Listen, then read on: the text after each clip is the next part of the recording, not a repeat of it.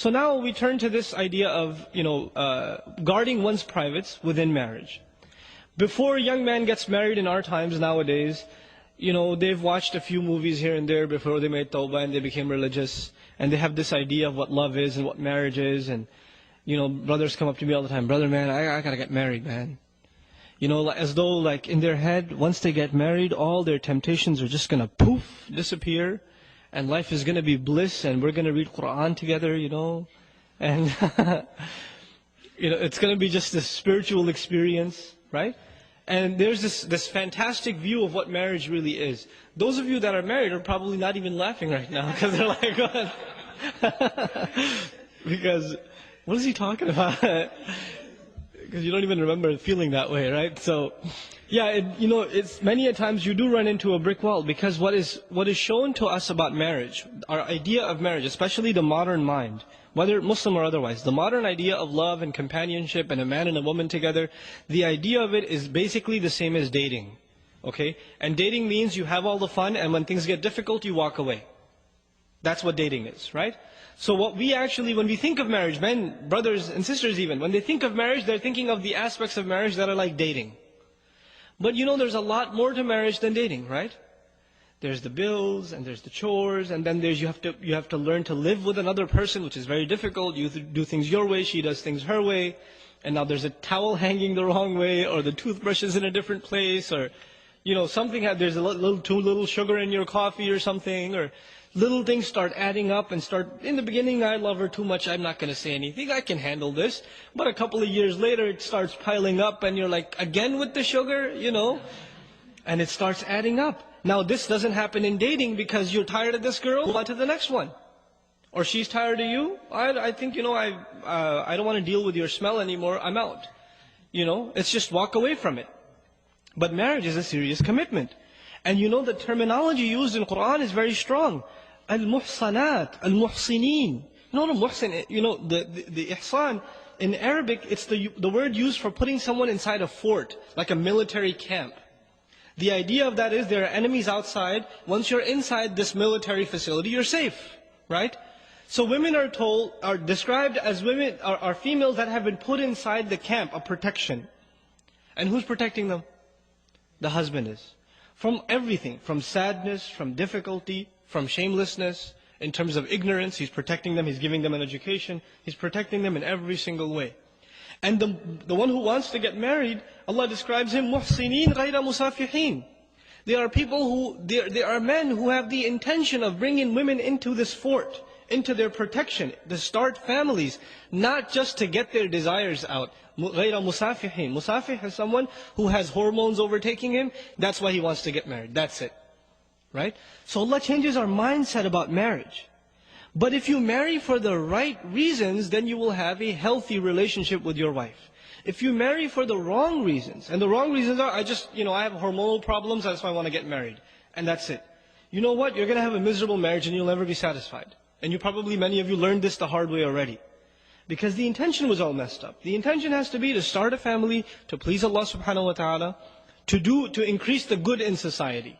So now, the underlying principle in marriage, as it is in everything else in this deen of Allah subhanahu wa ta'ala, you worry about your obligations, and you forget about your rights. I know that sounds very harsh. But if you can do that, experiment it for 6 months. Forget about your rights, worry about your obligations. What can I do for my wife? What more can I do for her? Can I buy her a gift? I haven't given her anything for a long time.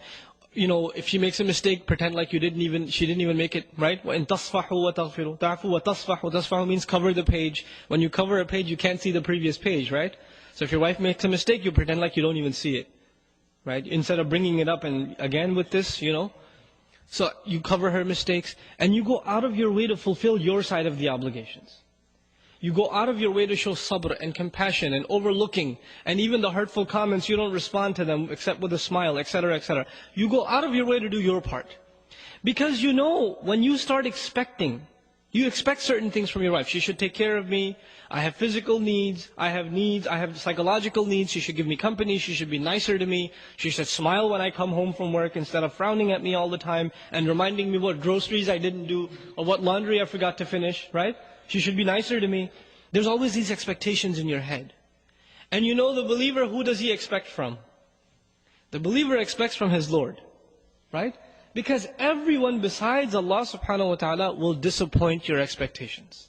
ضَعُفَ الطَّالِبْ وَالْمَطْلُوبِ is a universal principle Allah Azza wa Jalla revealed. The one who seeks, the one who demands is weak, has been weakened. And whatever he seeks has also been weakened, inherently weak. So long as you place any hopes in creation, you are necessarily going to be disappointed. You put hopes in your boss, he's going to give you a promotion, it's not going to happen. You know? You put hopes in a friend, he's going to come through, he gave you an appointment time, he's going to pick you up, he's going to be late. He's not going to be able to make it. You put hopes in creation, you put hopes in things, they will disappoint you. Allah Azza wa Jal wants us to learn to place hopes only in Him. And then when this attitude is developed, then what happens is, if your wife gives you a little, you're very grateful because you weren't expecting anything. A lot of times what happens is, we read a couple of Islamic books, maybe a couple of hadith about the rights of a husband and the rights of a wife, and what the crazy thing that happens is, husbands are reading about what husbands deserve, and wives are reading about what wives deserve. As opposed to the opposite. Husbands are supposed to be reading about what? What the wives deserve. But everybody's obsessed with themselves. They're selfish. Even when they come to Islam, they learn and they study that which serves them. So for example, parents, they may not know any Qur'an, but they know وَبِالْوَالِدَيْنِ إِحْسَانًا. They know that one. They don't even know where it is in the Qur'an, but they know this by heart. Right? Why do they know this by heart? Because it serves them. Right? The men, they may not know much about Qur'an, but as soon as the wife says a word, الرِّجَالْ قَوَّمُونَ عَلَى النِّسَاءِ, because it's self-serving. Now you're not a servant of Allah subhanahu wa ta'ala, you're using Allah's deen to serve yourself, right? So one has to understand, our deen first and foremost is a responsibility to fulfill our obligations. So we study and we learn how do we excel with our wives? How does the wife excel with the husband? You know, I gave a khutbah some time ago about the rights of the wife and the husband. And you know, I made 2 handouts. One was advice for wives, one was advice for husbands. And I said it over and over in the khutbah. Don't read the rights of the husband. Husbands, don't read those. Just read the rights of the wife. I made a handout for you, don't read the wife's handout. Read your handout. 20 brothers come up to me after the khutbah. Brother, that handout for the wives, can you give me a copy? It's like, no, I can't give you a copy. Because you're going to go home and say, see this? Point number 4 right here? You've been missing out on this for 6 months. You know? And these are real problems in marriage. This can lead to a really serious turmoil in marriage. So you want to have a healthy relationship in marriage, you have to take care of your obligations.